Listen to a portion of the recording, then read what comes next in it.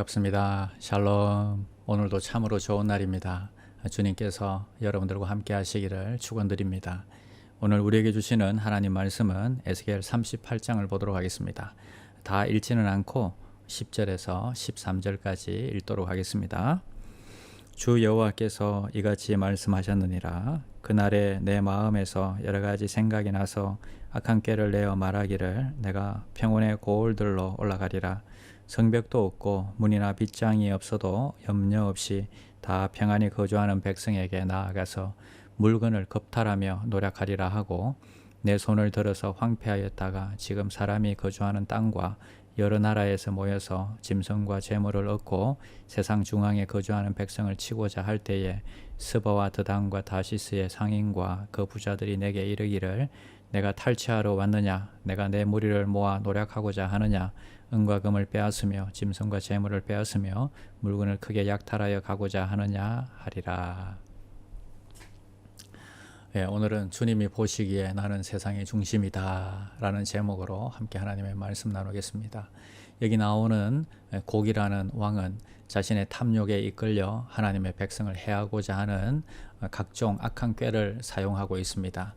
주도 면밀하게 계획을 세워서 그들을 죽이고 그리고 물건을 빼앗으려고 하지만 하나님께서 그것들을 다 보고 계신다는 것입니다. 하나님의 백성을 치고자 할 때에 주변 국가들이 몰려와서 곡에 대해서 탈취하기 위해서 그들을 치는 것이냐 말을 합니다. 주변 국가들이 보기에도 약탈이 목적인 것을 너무나도 잘 드러나고 있습니다. 세상 사람들의 생각은요, 뺏고 빼앗는 관계 속에서 조금 더 가지면 성공이고 조금 덜 가지면 실패라고 하며 살아갈 뿐입니다. 이제 이 마곡의 왕, 이 곡이 꼭 그렇게 살아가고 있습니다. 그저 힘의 논리를 따라서 욕망의 성취를 따라서 살아가고 있는 것이지요. 조금 힘이 있어서 자기보다 약한 자가 보이면 그들의 것을 마음껏 빼앗고 있는 힘을 다해서 공격하고 하는 것이 바로 이 곡의 사상입니다. 이 곡은 바로 사탄을 상징하는 인물입니다. 이들은 바벨론 포로에서 해방된 이스라엘 백성들을 공격하게 되는 것이지요. 이게 여러분 바벨론 포로로 잡혀갔다가 그리고 다시 돌아올 것을 주님께서 예언해 주셨습니다. 그런데 돌아오자마자 또 다시 이런 어려움과 공격을 당하게 될 것을 이야기하고 있는 거죠.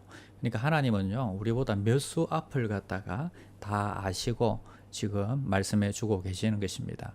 하나님은 그 역사 가운데서 이 모든 역사 가운데서 다스리고 계신 것을 우리는 알 수 있습니다. 그래서 이 이스라엘 백성들이 지금 앞으로 돌아오지만 돌아와서 성벽도 없고 문이나 빗장도 없는 그런 상황 가운데서 이들을 공격하는 대상이 있을 것이다 하는 것을 주님은 예언해 주시는 것입니다. 성벽도 없고 빗장도 없는 전혀 방어 체제가 되어 있지 않는 이스라엘을 공격할 때에 이들을 아주 쉽게 이길 것이라고 생각을 하고 또 많은 타격을 입게 되겠지요. 그러나 그것은 그들의 오판이었습니다. 성벽이 없는 성은 오히려 하나님의 전적인 보호를 상징합니다. 하나님이 그 성을 전적으로 보호해 주시겠다는 것입니다. 이 시대에 지금 이 에스겔이 살고 있던 시대에 도시가 되려고 하면 자격이 필요했습니다. 그 자격은 바로 성벽이 있어야 했습니다. 그러니까 성벽 안에 있는 땅은 도시라고 불렀고 성벽 밖에 있는 땅은 그냥 촌락이라고 불렀습니다. 그래서 평소에는 성 밖의 사람들이 성 안의 사람들에게 평소에 세금을 냈다고 합니다. 그 대신 전쟁이 나면 성 밖에 있는 사람들은 성 안에 들어가서 보호를 받게 되는 것이지요.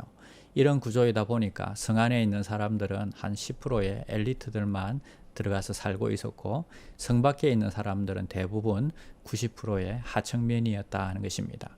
쉽게 말해서 성은 지금으로 말하면 평양 땅과 같은 것입니다. 아주 엘리트들만 모여서 살 수 있는 곳이 바로 성이다, 성 안이다 하는 것입니다. 그러나 하나님은 그렇게 보질 않으셨습니다. 12절에 보니까 여러 나라에서 모여서 짐승과 재물을 얻고 세상 중앙에 거주하는 백성을 치고자 할 때에, 그러니까 이스라엘 백성들을 향하여서 세상 중앙에 거주하는 백성이다 이렇게 이야기하고 계십니다. 하나님은 이스라엘을 세상 중앙에 거주하는 백성, 이 세상 중앙이란 말을 직역하면 가장 높은 곳이란 뜻입니다. 지금 이스라엘은 변방의 나라에 불과하고 이제 막 일어나고 있는 조그만 나라에 불과할 뿐입니다. 그런데 하나님은 그 땅을 세상의 중심이다, 가장 높은 곳에 있다, 이렇게 말씀하십니다. 그 이유는 주님의 자녀이기 때문이다. 주님이 그들과 함께 하시기 때문입니다. 그래서 세상을 살다 보면 여러분, 우리는 우리 자신을 보면서 난 변두리야, 난 변두리 인생이야, 나는 보잘것없는 인생이야, 이렇게 오래 생각하다 보면 나의 정체성 일부가 되어버리죠. 그래서 난 원래부터 이렇게 못났어, 맞아, 난 변두리 인생이야, 이렇게 생각하는 것입니다. 그러나 하나님은 오늘 성벽이 없는 이스라엘을 향해서 당신이 직접 성벽이 되어 주실 것과, 그리고 그들을 향하여서 너희들이야말로 정말 세상의 중심이다, 이렇게 말씀해 주십니다. 오늘 우리 자신을 돌아볼 때 우리는 다른 사람보다 나은 게 없고 별 볼이 없는 인생인 것 같지만, 그러나 하나님의 시선으로 여러분 자신을 바라보시기 바랍니다. 여러분은 하나님의 눈에 넣어도 아프지 않을 정말 존귀한 하나님의 자녀들이고 백성들입니다. 그래서 너희들이야말로 이 세상의 가장 중심에 있다. 왜냐하면 내가 너희들의 성벽이 되고 내가 너희들을 지키고 보호하고 있다는 것입니다. 오늘 이 말씀을 기억하시고 승리하며 살아가시는 귀한 종들이 되시기를 축원드립니다. 기도하겠습니다. 하나님, 우리는 우리 자신을 볼 때에 자신이 없고 별 볼 일 없고 정말 변두리 인생을 살아가는 것 같지만, 주님이 보시기에 우리는 주님의 눈에 넣어도 아프지 않을 정말 존귀하고 귀한 자들임을 고백합니다. 변두리가 아니라 세상의 중심에 있다고 말씀해 주십니다. 오늘 이 말씀을 의지하여서 세상 가운데 우리가 떳떳하게 살아가게 하시고 용기와 힘을 얻어서 승리하며 살아갈 수 있도록 주님 도와주시옵소서. 코로나로 인해서 많은 사람들이 힘을 잃고 지금 아버지 좌절한 가운데서 힘이 없이 살아가고 있습니다. 이럴 때일수록 우리 믿는 자들이 먼저 나서서 정말 그들을 세워주고 격려하며 정말 이 세상을 하나님의 나라로 따뜻하게 바꾸는 귀한 종들이 되게 하여 주시옵소서. 정말 아버지 하나님이여 이들과 함께 하시고 도우시고 또 이들을 아버지 하나님께서 일으키시는 놀라운 역사들을 세상 믿지 않는 사람들이 볼 수 있도록 하나님 역사하여 주시옵소서. 감사를 드리며 예수님의 이름으로 기도드립니다. 아멘. 네, 오늘도 조금 짧은 시간이지만 그래도 한 15분 정도 기도하시다가 우리의 삶의 자리로 돌아가도록 하겠습니다.